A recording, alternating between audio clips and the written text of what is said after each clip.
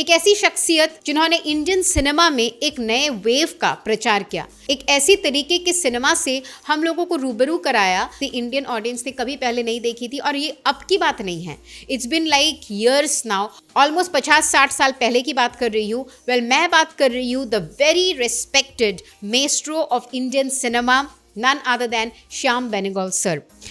हाल ही में उनका देहांत हो गया मुंबई में एट वोकहार्ट हॉस्पिटल 23 दिसंबर को। He was fighting some chronic kidney disease. 90 साल की उम्र में वो हमको छोड़ के गए, लेकिन whatever he has given to us, Indian film industry will be forever indebted to this great person.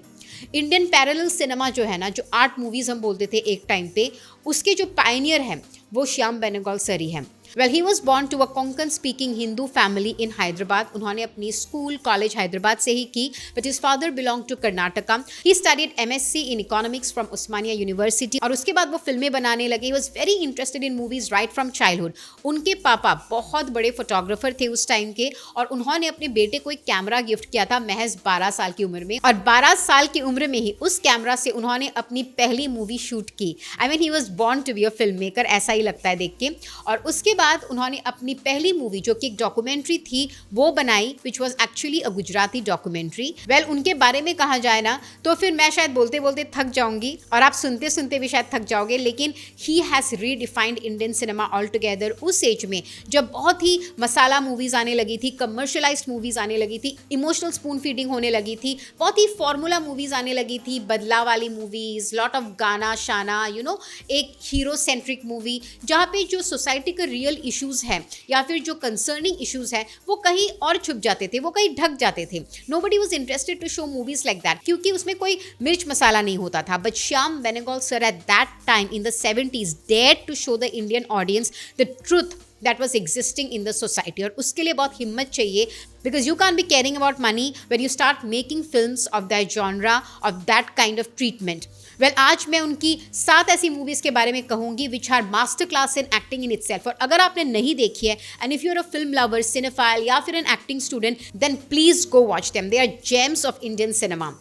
उन्होंने अपनी जर्नी शुरू की थी इन द ईयर 1970, एंड उसी के बाद उन्होंने एक एक करके हमको इतनी धमाकेदार मूवीज दी कि उसके लिए उनको 18 नेशनल अवार्ड्स मिले हैं, and then lot of Filmfare awards and Nandi award also. 1976 में he was awarded with the Padma Shri award, which is the 4th highest civilian award, and then 1995 में he was awarded with Padma Bhushan, which is the 3rd highest civilian award, और 2005 में he was the recipient of the highest honor in cinema, that is the Dada Saheb Phalke Award.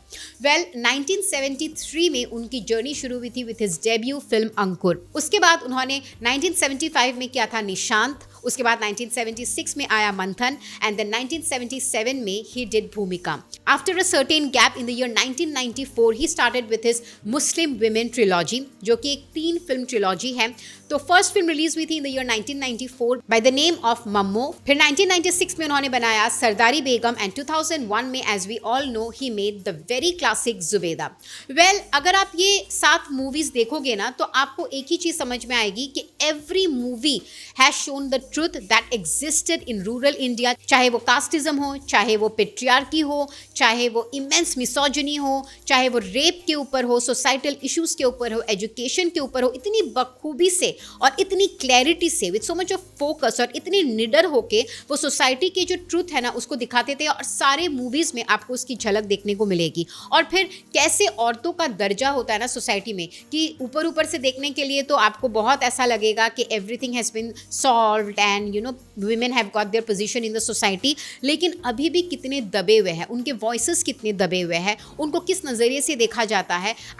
मर्द कुछ भी करे it is correct, लेकिन वही same चीज़ अगर औरत करती है तो उसको एक खिताब दिया जाता है। तो ये सब चीज़ें वो निडर होकर दिखाते थे, कैसे लोग मिस्ट्रेस को देखते थे, कैसे ज़मींदार वाले फ़ायदा उठाते थे गांव की औरतों का। और ये प्रिवेलिंग सिस्टम है जो कि लोग बात नहीं करते, लेकिन ऐसा होता है आज भी, अभी भी। कैसे एक औरत का समाज में रहना मुश्किल हो जाता है अगर वो बांझ होती है, कैसे एक औरत को एक्सप्लॉइट किया जाता है अगर उसका हस्बैंड कमज़ोर होता है, या कोई सिंगल औरत रहती है, या फिर कोई सिंगल मदर होती है, कैसे हर तरफ से हमेशा उसको एक एक्सप्लॉइटेटिव नज़र से दिखाया जाता है। या फिर अगर किसी औरत को एक मुकाम भी मिलता होता है तो कैसे कैसे रास्तों से गुजर के उसको वो मुकाम हासिल करना होता है in spite of being talented, ये सब कुछ उन्होंने दर्शाया है through all of this amazing 7 movies. So yes, please go watch this amazing 7 movies that we are recommending today and you will not have any regrets at all.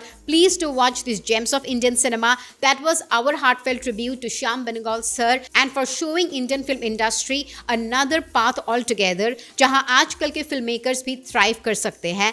And I think जो new age filmmakers है who dare to show something different, I think वो spirit जो है उन्होंने ही शुरू किया था. So yeah, that was all about Shyam Benegal sir.